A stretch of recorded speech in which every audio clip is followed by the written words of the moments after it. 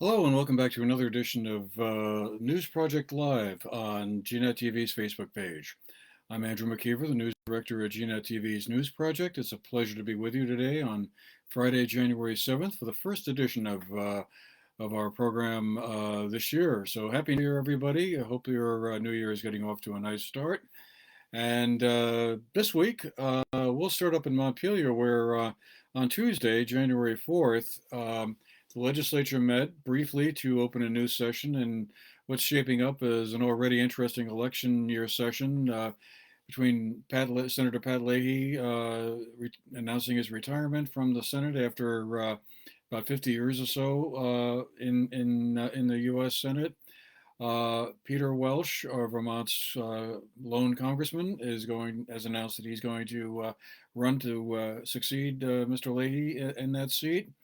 So that thereby opens up his congressional seat. And so far, two two politicians in Vermont have announced their interest in running for that in the Democratic primary. Those would be Lieutenant Governor Molly Gray and the Senate Pro Tem leader of the Vermont State Senate, Becca Balint, who's a senator from Windham County. They've both announced that they will be competing in the Democratic primary for that seat. They may be joined by other candidates as well, but we'll be keeping track of that. That'll be a fascinating story to watch. Um, so on Tuesday, January 4th, the legislature met briefly in person to basically just to authorize that would meet remotely for at least a couple of weeks until about January 18th. They will meet remotely as they did pretty much last year, and we'll wait and see how the whole Omicron variant of the pandemic plays out, and maybe it might be possible for them to return to in-person legislating at some point later this year. I'm sure many of them would like to be back in person because the craft of legislating is certainly helped along, I think, by face-to-face, in-person discussion. But we'll have to wait and see how that goes. Um, so, they had been planning to meet in person, but on December 28th, they decided to play it safe and just go remote to start things off with anyway.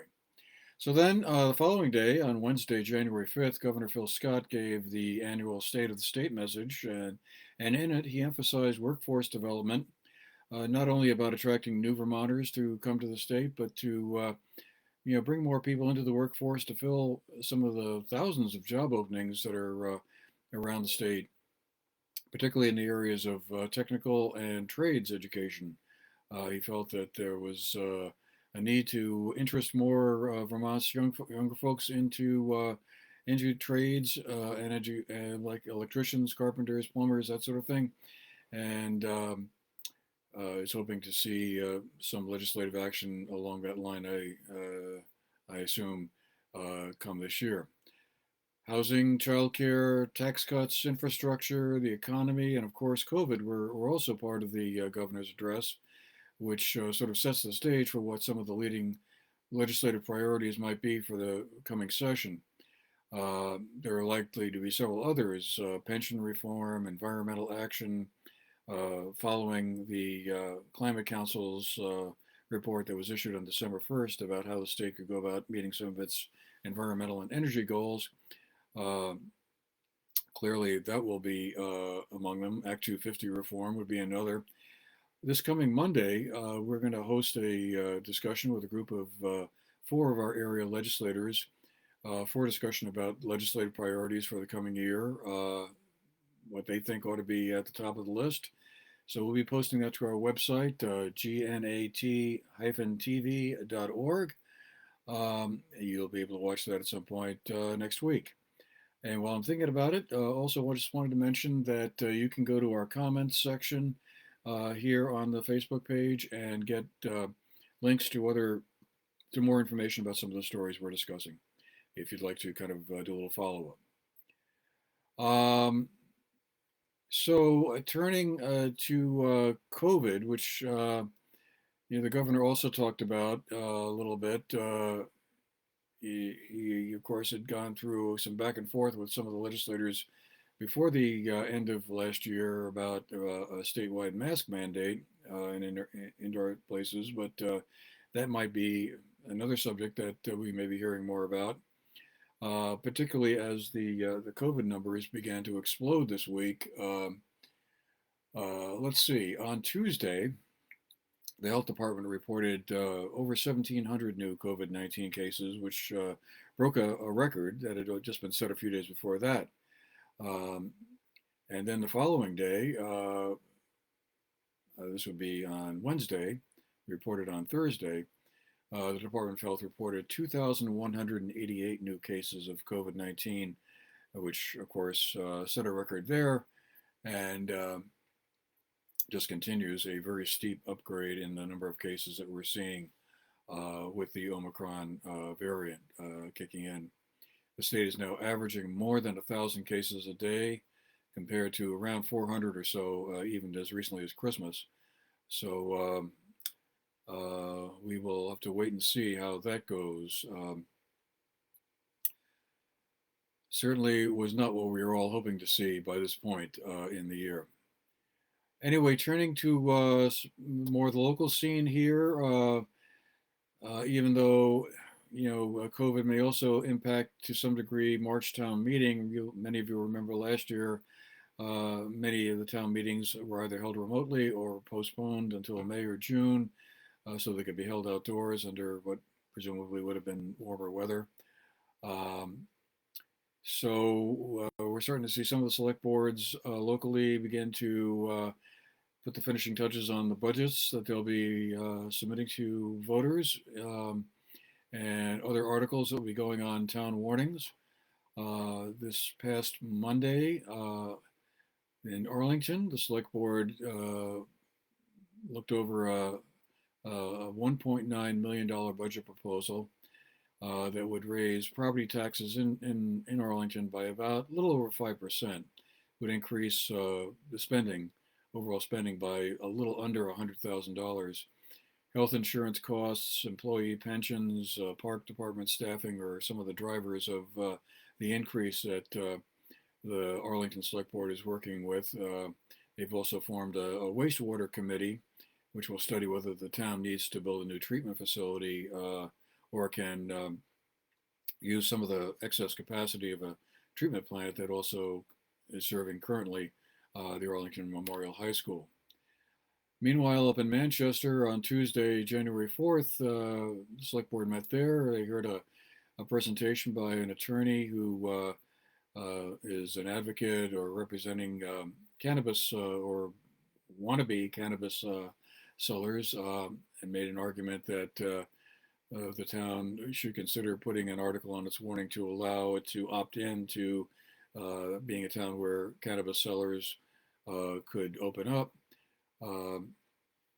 He said that if the town was able to adopt a local option tax to tap into some of the revenue that would be generated in town, it could be a nice tidy sum of money that might come into the town's coffers and walk the select board through some of the issues that pertain to that. So that might be something that voters in Manchester will see on their town warning when we get to March town meeting.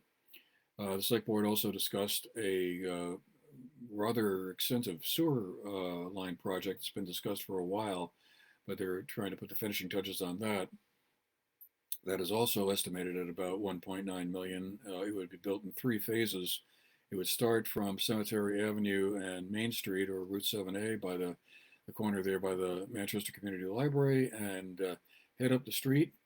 Eventually, when all 3 phases are completed, it would reach the access road into Riley Rink, Hunter Park Road. So those will be 2 interesting things that, among several others, and we'll have a chance to talk about them perhaps next week or in weeks to come, that will be on the plate for voters in Manchester. Meanwhile, up in Londonderry, a new skating rink is about to be opened on Sunday, January 9th, 2 p.m. There's going to be a little opening ceremony. It's going to be called the Derry Rink. It's a small little outdoor rink that is going to be located behind Jake's restaurant there in the Mountain Market, right at the intersection of routes 100 and 11. It will presumably be open up until spring, until weather gets too warm. It was financed through a lot of private donations and a GoFundMe campaign. We're going to go up there on Sunday afternoon for that opening ceremony and have a chance to talk to some of the folks who helped make this project come to a successful conclusion. So we'll have another little segment about that, hopefully by next week. We're also following, while we're talking about Londonderry, the One Londonderry project. They had a long Zoom meeting last night, hearing from some of the consultants and engineers they've engaged to discuss ways to um, sort of make the town a little more walkable, or maybe do some flood control, perhaps a river walk. A couple of ideas have been batted around, and we'll hopefully have a chance to speak to some of the folks who are involved in that up in Londonderry to give you a better idea about what some of the next steps might be. Otherwise, some other stories we're following, and they've already been posted to GNAT's website, are the Afghan refugees. About 100 or so are going to be coming to southern Vermont at some point, and the first contingent of them might be arriving as soon as next week, coming to Windham and Bennington counties. About 20 or so, I believe, might be arriving fairly soon. About 250 or so, I believe, are likely to settle in Vermont at this point. So that will be an interesting story to follow as well. Many of these refugees were folks who assisted U.S. service members while they were serving in Afghanistan as translators or contractors of one sort or another, and were forced to leave their home country very suddenly and very chaotically last August when the government of Afghanistan fell to the Taliban. So we'll be watching to see how that goes. And also, you can find that segment I meant to say on our website. In it, housing is one area that the folks we talked to pointed out to be as a real critical need. As we all know, housing is pretty tight in general, and these refugees will be looking to find places to live as well. So that's one piece. Also, getting volunteers to help them out and get them settled and get started in a new country is also a very important piece. Otherwise, another story we're following, or that's going to be coming up next weekend on January 15th, Solarfest, the event that many of you know has been in this area for a while. It focuses on renewable energy issues. They are going to be holding a Zoom meeting on Saturday the 15th. It'll be held in Rupert at the 1786 Meeting House, but it's going to have a group of speakers talking about renewable energy jobs, career opportunities that will be available in the renewable energy field. Some of these jobs are going to be in growth industries and well paid. So that free online session will be held from 10 a.m. to 11:30 a.m. on Saturday the 15th. It'll include plenty of time for questions and answers, and you can go to solarfest.org and register there, or find out a little bit more about what's going to be in the event. All right, well, we'll leave it there for today. Thank you very much for joining us again. Great to be back here after a week or two off. Hopefully 2022 will turn out to be a really great year. And well, we'll see you all around. For the GNAT-TV News Project, I'm Andrew McKeever. Good to see you again. Have a great weekend, everybody, and stay safe.